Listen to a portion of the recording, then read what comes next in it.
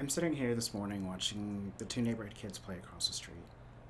A young black boy, no older than 10, and a young black girl, his sister, no older than 12. They're washing their dog and squirting each other with the hose. They're reveling in their innocence.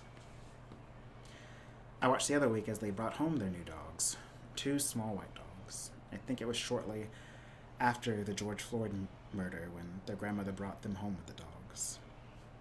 And as I held my own dog close, I thought, what a wonderful way to help them, to ground, to distract, to support them. Now, yesterday, while waiting for our drunken table read of a Stephen King script or two to start, I also stared out the window and again watched the neighborhood kids play. Different kids, little black girls and little black boys, riding their bikes up and down the street. I started tearing up because I just found myself saying a prayer of protection for them and hoping they grow up in the world is just slightly better for them and they don't find themselves becoming a hashtag or say her name. Every time I see the neighborhood kids play, as they're mostly black and Hispanic, I just pray they won't become hashtags when they get older. Victims of hate and violence.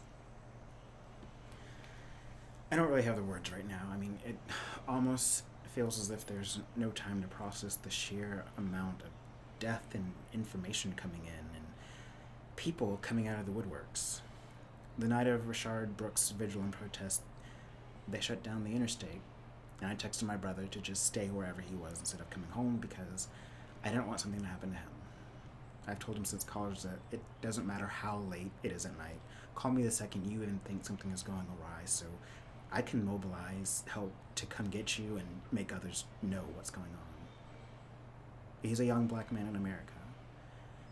And I used to be a young black man in America until I moved to a different high-risk category. As far back as I can remember, anytime I would confidently say, you know what, I'm going to the CVS Eddie at 9 o'clock at night, he would tell me, please be careful. I woke up the next morning after a drunken table read, not only drunk from, the table read, but also just that same state of despair that I found myself waking up in. It seems that each day there's a new layer of hell to process, on top of processing this pandemic, on top of processing how this affects my livelihoods across the board, my print shop, my production company, my career as an actor. So much is in flux and the landscape has totally shifted, and in the midst of all that I decided, hey, now's a good time to transition. How about that? How do I prepare for all of that and the revelation? I still struggle with finding daily joy in things. I mean, the other day it was celebrating my cousin launching her side business, and that meal was a joy into itself. And then the other day there was getting to act with my friends over Zoom, and today it'll just have to be something smaller, like enjoying my dogs curled up at my feet and my time with Eddie. I also washed my wig, so there's a bit of joy in that as well. Yes, I do have a Beyonce fan going. So when I first conceived of the Duchess, it was just a short, quick micro short that gave me an excuse to wear my tiaras. We'll just bring this one in for the remainder of the time, and we'll put it on correctly. Ah! Because I washed my hair.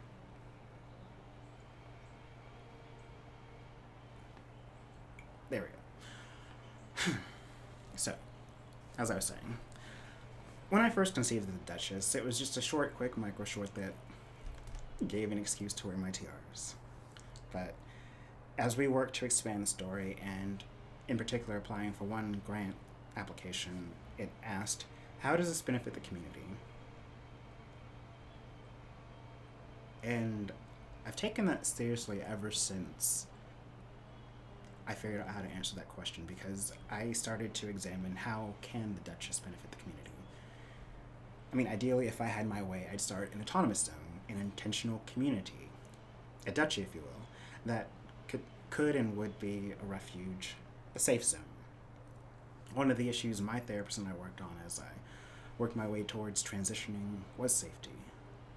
Violence against trans men and women goes way back. I mean, even in 2020, we're still living in fear. They haven't even solved the murder of Marsha P. Johnson. Relationship safety remains a huge danger to trans men and women, and it seems every single day we hear of another trans black woman who has been killed, on top of the other people that we hear killed. Crazy, isn't that? But those voices are not heard as loudly. I wish I had the power to prevent more deaths. I wish I had the power to make a refuge for us, for those who need shelter. I wish we didn't have a need for shelter, because I wish every trans, gay, lesbian, bi, queer, straight, black, indigenous, person of color, and white could live in a place where they had the right to life, liberty, and the pursuit of happiness, without persecution and without fear of safety. I'm tired of death. Charleston, Sandy Hook, Pulse, I'm just fucking tired. My friend and I met up, socially distanced, but we still hadn't seen each other in 3 months, and we needed eyes and also the aura of presence with each other. She asked me what she could do to be a better ally to me, and I in turn asked myself this at every turn. Because, yes, I am wearing a tiara, and yes, I am also a black trans woman.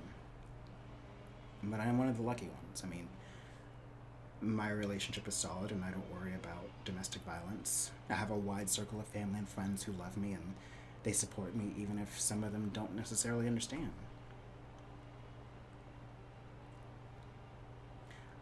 I want that for every trans man and trans woman out there to feel and to know that, because it seems I read way too many stories of families rejecting and abusing and just not loving. I want that for every lesbian, gay, and bisexual person out there as well. And I really just want that for everyone. But most especially for those who need it most. I don't know how I am best able to help, but I am here to help however I can, whether that's lifting up and amplifying other voices, helping to educate by using my position of visibility. Go ahead and ask me the ignorant questions so you don't ask someone who's not ready to answer. I wouldn't be out invisible if I wasn't ready to answer a few questions.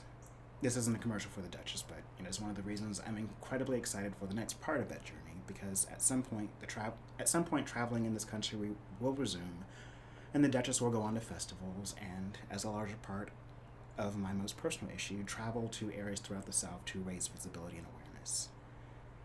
We've all seen and documented the impact that Will and Grace, the Cosbys, and Fresh Prince of Bel-Air, Queer Wife for the Straight Guy, Pose, and Glee, and every other example in media have done for visibility.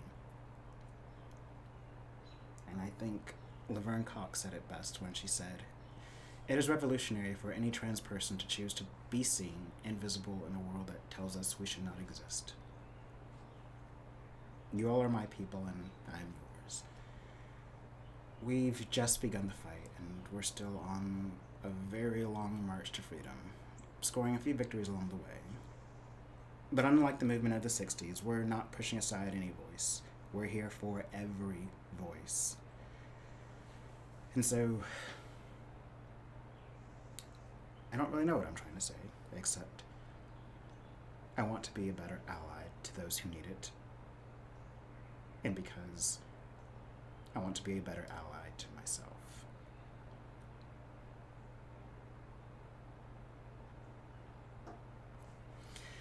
Take care out there. And do your best to keep bearing the lightness of being.